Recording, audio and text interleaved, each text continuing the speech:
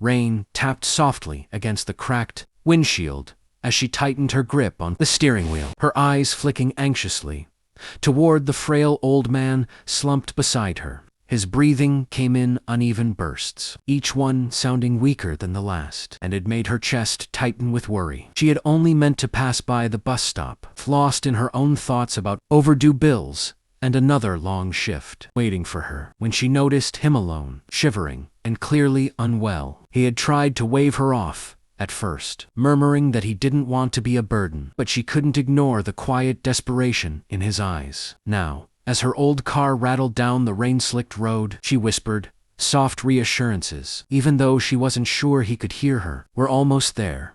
Just hold on," she said, her voice steadier than she felt. The streetlights blurred into long streaks of gold, and the sound of the struggling engine mixed with the rhythm of the rain, creating a tense, fragile silence. When the hospital finally came into view, relief flooded her chest. She pulled up hastily, jumping out before the car had fully settled, calling for help as nurses rushed forward with a stretcher. The old man's trembling hand reached out, gripping hers for just a second, his lips forming a faint thank you that barely rose above a whisper. She offered him a small, reassuring smile before he was wheeled away through the bright doors, swallowed by urgency and sterile light. Left standing in the rain, she hugged her arms around herself, unsure whether to stay or go, her heart still racing from the weight of what had just happened. After a moment, she exhaled slowly and turned back toward her worn-out car, unaware that this simple act of kindness was about to ripple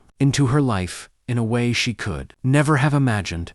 The next morning, she returned to the hospital almost without thinking, her steps hesitant, as if she were unsure whether she truly belonged there. The chaos of the emergency entrance had been replaced by a quiet, sterile calm, and the memory of the old man's fragile grip lingered in her mind. She approached the front desk, nervously explaining what had happened the night before, expecting to be dismissed. Instead, the nurse's expression softened, and after a brief check, she was told the old man was stable. Relief washed over her, so suddenly it made her dizzy. Before she could say anything more, a sudden shift in the atmosphere caught her attention. Two sleek black cars pulled up outside, and within moments, a tall, sharply dressed man strode into the lobby, his presence commanding immediate attention. His face was tense, his eyes scanning the room with urgency as he demanded to know about his grandfather. Staff members moved quickly, guiding him toward the elevators, but not before the nurse gestured subtly in her direction. He paused, his gaze landing on her with a mixture of curiosity and intensity. "Were you the one who brought him here?" he asked, his voice firm yet edged with emotion. She nodded, suddenly self-conscious of her simple clothes and tired appearance. For a moment, he just looked at her, as if trying to measure something words couldn't capture. Then, unexpectedly, his expression softened. "You may have saved his life," he said quietly, the weight of his gratitude unmistakable. She shook her head quickly, insisting anyone would have done the same, but he seemed unconvinced. As the elevator doors opened, he hesitated, then turned back slightly. "I won't forget this," he added, his tone carrying a promise that felt far more significant than a simple thank you. She watched as he disappeared from sight, unaware that this brief encounter was only the beginning of a connection that would soon change everything. She thought she knew about fate, kindness, and the unexpected ways lives can intertwine.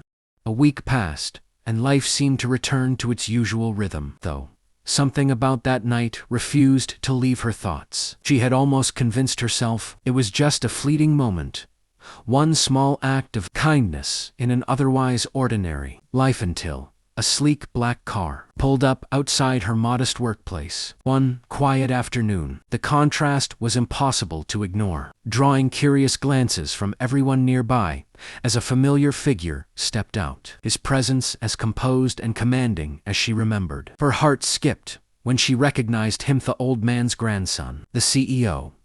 He walked in with quiet confidence, his eyes finding her instantly, as if he had been searching for nothing else. For a brief second, she felt the urge to disappear into the background, but it was too late. "I told you I wouldn't forget," he said, his voice calm, yet carrying that same sincerity from before. The room seemed to hold its breath as he approached, placing a small envelope on the counter in front of her. She hesitated, unsure whether to accept it, but he gently pushed it closer. "This isn't payment," he added quickly, reading her thoughts. "It's a chance."